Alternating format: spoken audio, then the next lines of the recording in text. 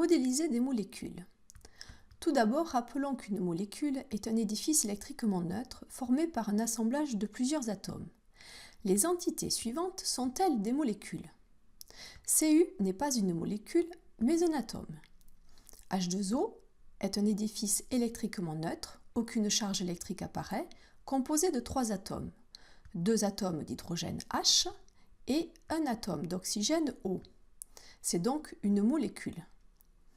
L'entité SO4 est certes composée de plusieurs atomes, mais elle porte 2 charges électriques négatives notées en haut à droite.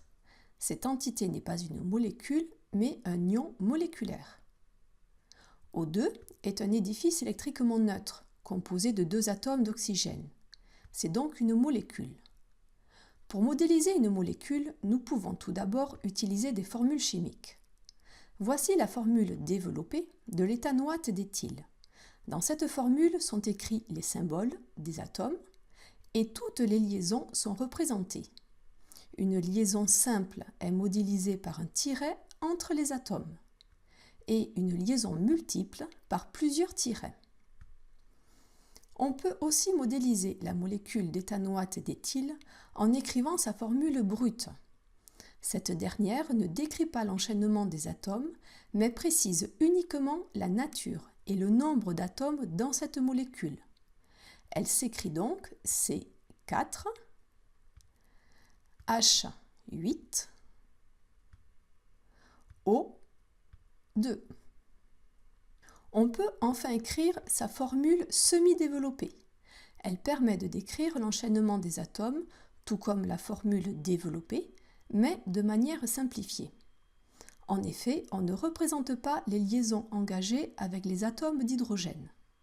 Nous écrivons alors CH3, liaison, C double liaison O, liaison, O, liaison, CH2, liaison, CH3.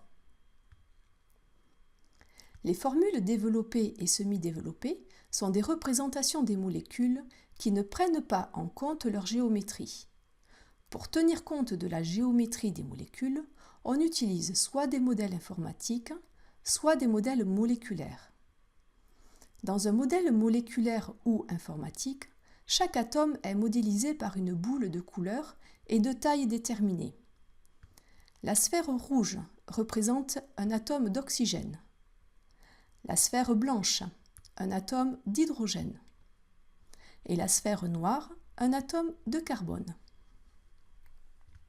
Retenons donc qu'une molécule, édifice électriquement neutre composé d'un assemblage de plusieurs atomes, peut être modélisée en tenant compte de sa géométrie grâce à un modèle moléculaire ou informatique, ou grâce à des formules brutes, développées et semi-développées.